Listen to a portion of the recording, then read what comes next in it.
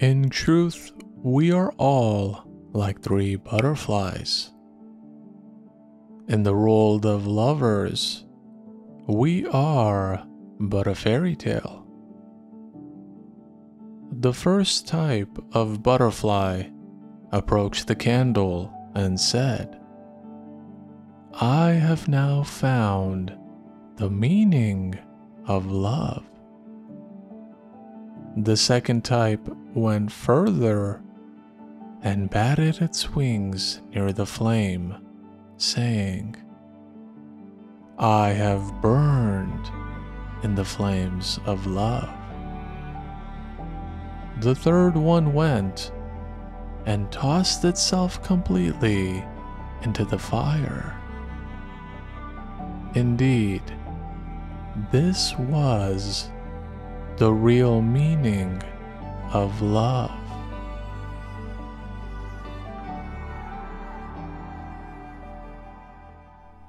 This is indeed one of my favorite poems of Attar, who truly was something else.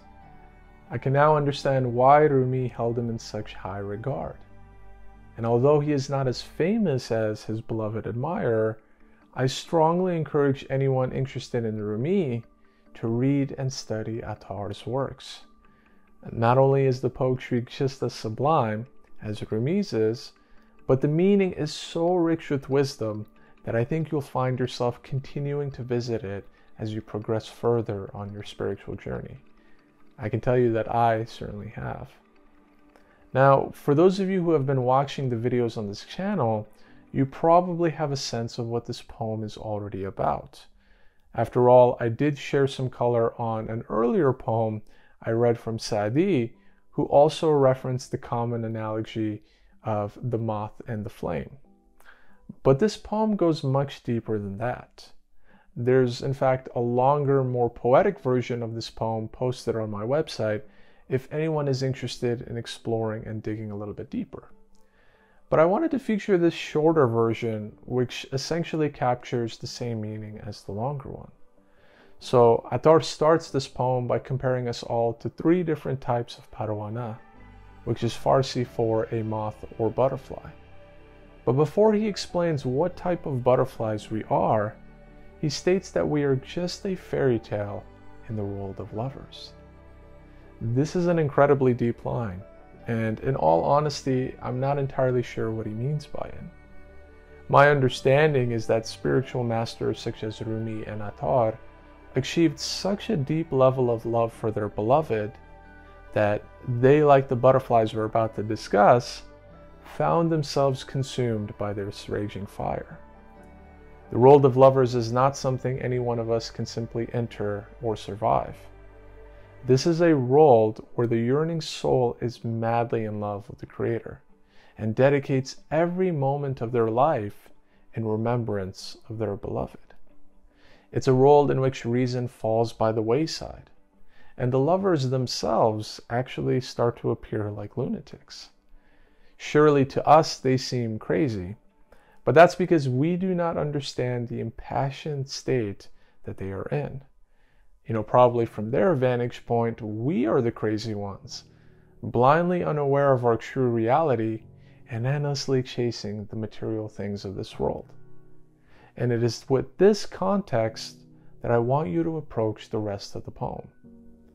Attar talks about the first type of butterfly, who merely approaches the candle, but is not really that interested and immediately retreats back. The candle here, of course, refers to divine love, or the love that we have for our beloved. This type of person makes insincere or incomplete advances toward God, but never really goes deep. You can say that they accept or understand God at an intellectual level, but they don't really go much further than that. So while this person might say that they have found the true meaning of love, a true lover can only laugh at this claim because the person hasn't made any real sacrifices to acquire this special knowledge. Then we move on to the second type of butterfly or person. This person gets really close to the flame, but again, not enough to truly understand its secrets. These butterflies might be seekers who not only accept God, but worship Him, and who practice and perfect spiritual teachings and exercises in the hopes of awakening. I would even venture to say that many of us watching this video, including myself, are probably this type of butterfly.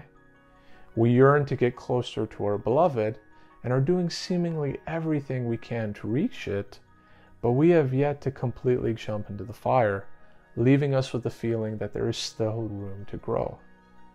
We can't say that we've found the meaning of love just yet, but we are inching closer. And then finally, we get to the third and last type of butterfly.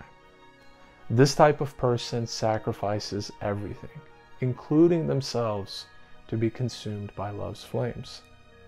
Like the butterfly, it is no longer concerned with its own self, and flings itself into the fire, knowing full well that it will die and become nothing again. I have to say, anytime I read a poem or something that describes this level of devotion, I'm absolutely astounded. I can't even imagine the depths a soul must go to reach this state, but I can only guess that this is the pinnacle of the spiritual journey. When one no longer views him or herself as separate from God, but rather views themselves now as a part of God. I can only think of a few souls who might have reached this state, including the likes of Rumi and Attar, as well as other known spiritual masters such as Jesus, Muhammad, and Buddha. That's not to say that we can't reach the level these rare souls have reached. We can, but the journey is long and hard, and many of us find ourselves content with the comfortable life we are living right now.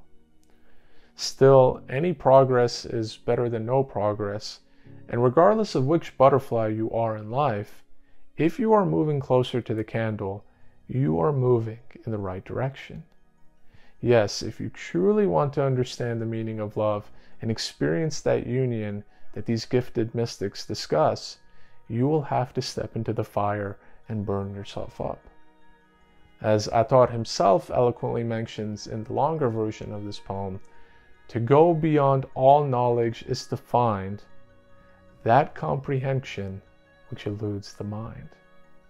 And you can never gain the longed for goal until you first outsoar both flesh and soul. But should one part remain, a single hair will drag you back and plunge you in despair. No creature self can be admitted here, where all identity must disappear. So you see, not even a single part of your ego can remain if you want to enter this lofty arena. All of it must be burned up in order for you to arrive at your beloved's door. And if you enjoyed this video and poem, feel free to subscribe to get notified of future videos like this that can help you move closer toward the candle, including some of Rumi's passionate love poetry.